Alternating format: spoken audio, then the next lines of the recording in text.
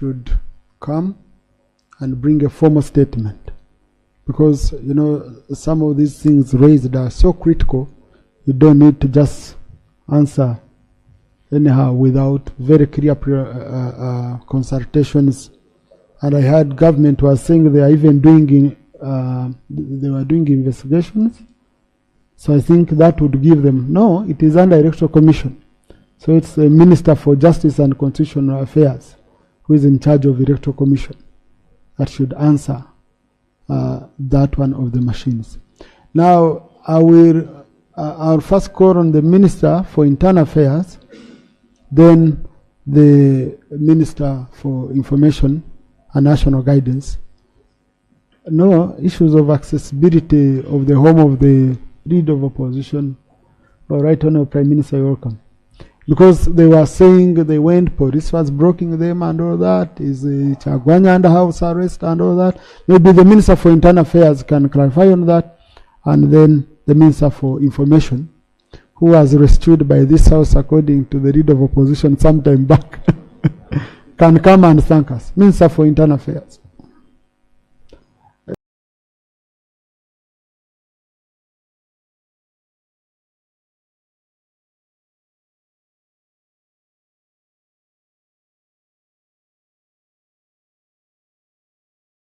Speaker, honorable members, I also want to congratulate all of you who made it through, including but not limited to the leader of opposition, who by his account, this was an unfair process, but nevertheless, he made it. He talked about many things, including that the home of the Honorable Chagulanyi is a prison. But I want to say that, first of all, a prison presupposes that there are prisoners in a premise. That home is not a gazetted prison. The Honorable Chagulanyi himself is not there. So I want to state categorically that that home is not a prison. There may be inconveniences, and security may have reasons for their presence there. I think those ones we can iron out, but the home of the Honorable Chagulanyi is not a prison. Two, abductions. We don't abduct, we arrest. So if you breach the law, you get arrested. And we can account for all those people under custody. They may delay to be produced, but we don't abduct as government. Thank you.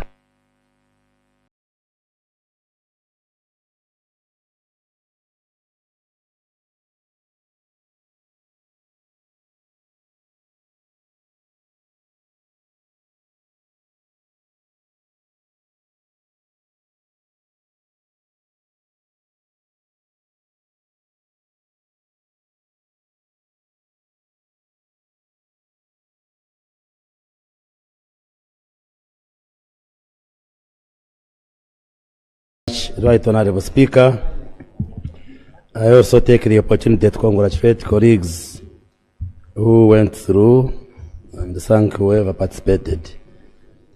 I think many of the issues to do with the arrests, the Minister of Internal Affairs has commented.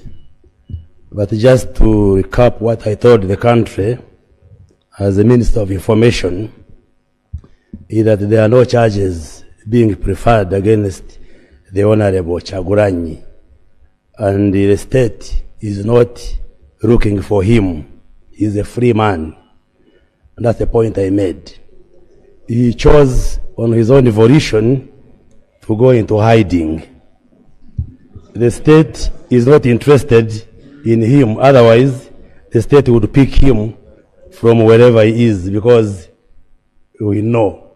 You know, we have technology to trace people, but because we are not interested in him, that's why I said he's free to be in his home. At the moment, he's not at the home, but he's free anytime and members of his family. There is a light deployment at his home, not to harass anybody, but for Ugandans not to use the home as a public disorder hub for purposes of security. There are security interests. And therefore there is some access control. Because again also when the head of the home is not there, you wouldn't want the whole crowd of Ugandans to just swim there. So there's some control, but harmless.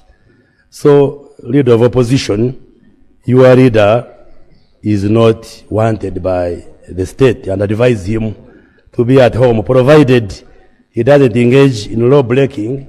There is no problem with that. Secondly, it is not true that I have ever been abducted by this government.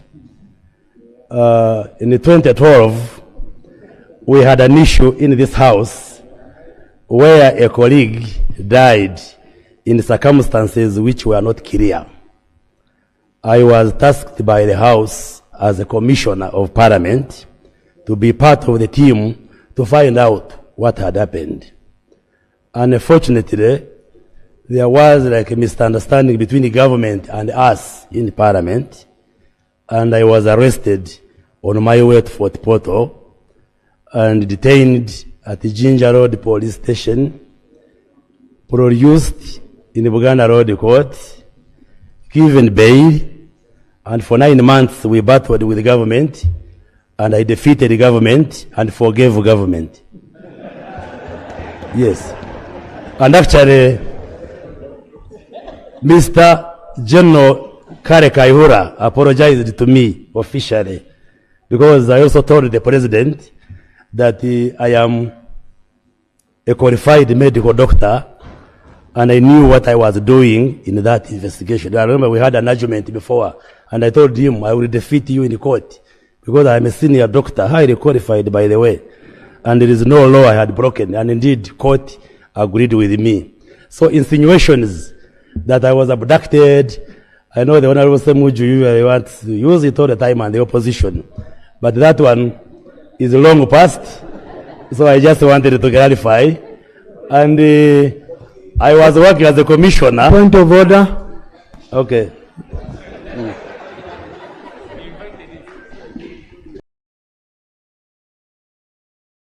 Mr. Speaker, first of all, I have not said anything since I came here. But the Honorable Chris Bariomunsi, who was charged for stealing Nevanda's body parts,